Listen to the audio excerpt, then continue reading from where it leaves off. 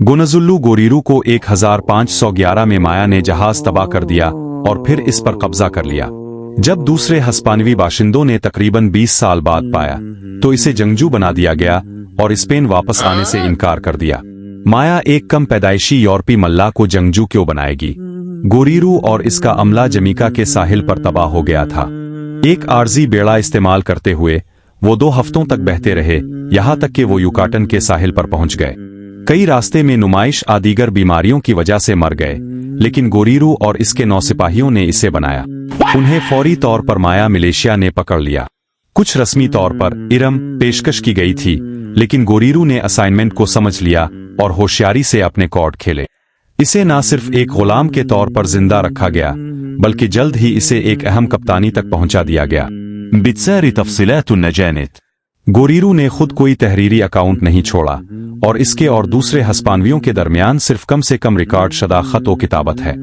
लेकिन जोर यह है कि चिटूमिल में मकामी माया गवर्नर ने गोरीरू की जंगी सलाहियत को तस्लीम किया और शायद सोचा कि वो हस्पानवी हमला आवरों के साथ मजीद किसी भी मुकाबले में कारआमद साबित होगा।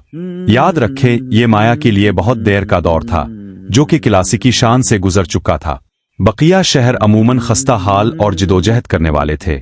गोरीरू ने जुबान और रस्म व रिवाज को सीखा और अपनी नई शनाख्त को कम व बेश पूरे दिल से कबूल किया, जो हम बता सकते हैं। आमली मुआमलता और इसने मुनाफा अदा किया। गोरीरू का मुकाबला करने और स्लैश कई हस्पानवी दरनदजियों से बचने में अहम किरदार था। इसके और इसकी किस्मत के बारे में बात फैल गई।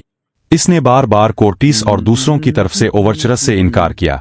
ये इसके पकड़े जाने के सिर्फ 5 साल बाद शुरू हुए, 20 नहीं, अपने ईसाई अकीदे को याद रखने और अपने आबाई हम वतनों में दोबारा शामिल होने के लिए। इस वक्त तक गोरीरू ने गवर्नर की बेटी जाजील हा से शादी कर ली थी और अपने बच्चे भी दे दिए थे। उनकी औलादें नई दुनिया के पहले मिसिटीज विज में से कुछ थीं, लेकिन बिलाखिर वो 1536 के मौसम गर्मा में दरियाए अलवा पर हस्पानवियों के खिलाफ जंग में मारा गया।